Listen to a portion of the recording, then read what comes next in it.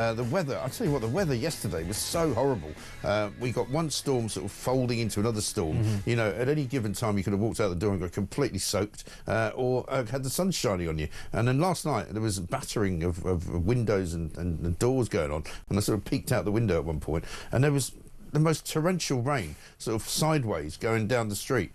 And there's quite a bit of flooding, I think, this morning as well. There's been quite a bit of railway disruption, as there was yesterday. I spoke to Simon Calder yesterday, who was at King's Cross Station, who said that, great news, we've just sent a train to Edinburgh for the first time since last Thursday, right? For a combination of reasons, but I mean mostly weather related, but also because they were doing all sorts of things. So I do feel a bit sorry for anyone who's trying to get around the country at the moment, but do let us know if it's particularly bad where you are.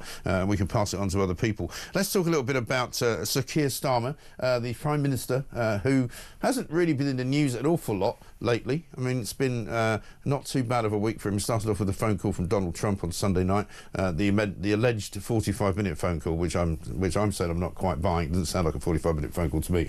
But let's have a look at what he said about a variety of things. You know, we've often caught him out saying that, you know, they're not going to put up, they're not going to take away the winter fuel allowance, they're not going to put up energy prices, there's going to be energy caps, all of that. This is the first time we've discovered, because we now know council tax is going up in some places by as much as 25%.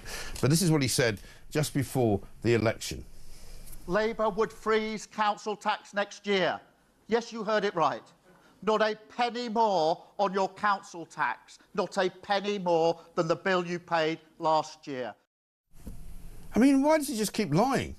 I mean, it's almost pathological now. You know, why would you say something like that if you know there's a chance that it won't be true? But it's on everything, isn't it? Yeah. As well? I mean, partly it's U-turning on things that he pledged even at the election, which his willingness to do that is incredible. Right. But every issue, you know, Heathrow came up the other week. He's on record as being vehemently against Heathrow expansion. He's now changed his mind. Brexit, he's had to begrudgingly change his mind and claim not to go near it. But we used to call it a U-turn when he was in sort of opposition, because he would suddenly change his mind in opposition. But now he's promising things before an election which are blatant, barefaced lies. Yeah. And that's for all this talk in recent years about the Tory party being the most sort of mendacious and lying political organisation ever, because, like all political parties, they've got a tendency to tell a few porkies. I think Keir Starmer and people who bought that from the Labour Party are now being confronted with the fact that politicians often do this kind of thing. What's fascinating about Keir Starmer is he has this image of himself as being so morally upstanding. Yes.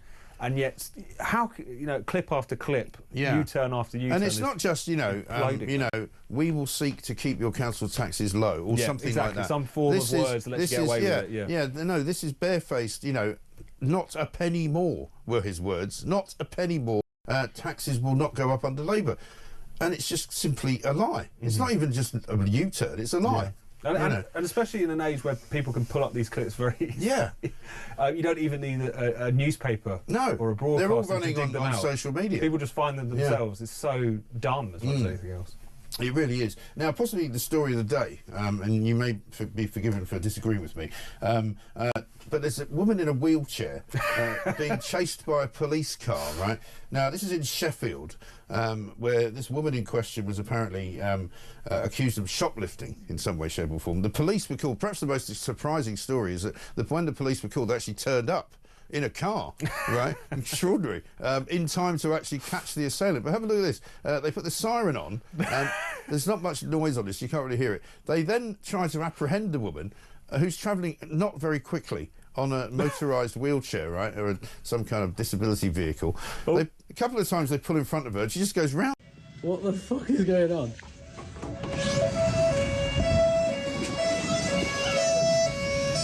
What's happening?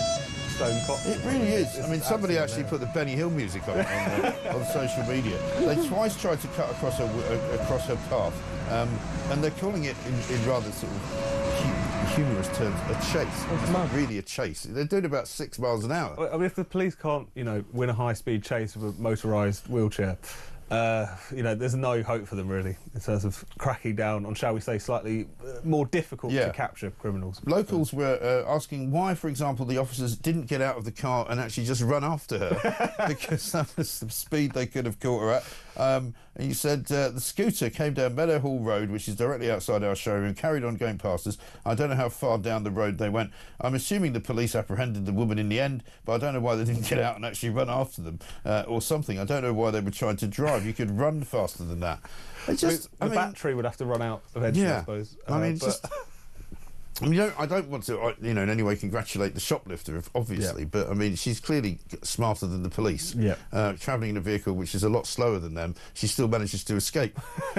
I mean, it's just bizarre, isn't it? Very strange. Incredible. Very strange. Let's talk about another local story, which is about bin collection, basically. This is in the Telegraph, where there's some green organisation, Green Party, wants to have your bins collected just once a month, because that would probably mean, like most of these suggestions, that you wouldn't make as much rubbish and you wouldn't throw as much away. And it's just rubbish, isn't it? The whole thing is rubbish. And this is Bristol City Council, which the Greens have. It's been a bit of a foothold for them. It's the People's Republic of Bristol now, isn't it? Absolutely. And it's they've come up with this idea, and again, it's dressing up terrible public services as if it's like an environmental good. It would be better for the environment. It would be better for this, that, the third. It's got shades of when the Greens were in control of Brighton Council, and there was a huge row over bins piling up for weeks on end. And it's just become a story of how whenever the Green Party manages to get control of even, one council. Just the fundamental mismanagement, because the fact that they genuinely think that eco-virtue signalling is more important than doing the local services that a council is supposed to perform. But they also have, it seems to me, both Labour and anything left of Labour, and in that I include the Greens, they've got this kind of, real, hard line to sort of crack a nut. Their view of how to make people throw out less rubbish is to stop collecting it. Right, okay then, because people will just go, well, I can't throw it away, so so what are they supposed to do with it? Eat it? I've got some rubbish here, I'll just sort of swallow it or something, or set fire to it. And this is why these Green parties and so on, they're ultimately their own worst enemy, because who is going to vote for the party that is leading to them having to pile up their bins in the street for weeks and weeks on end?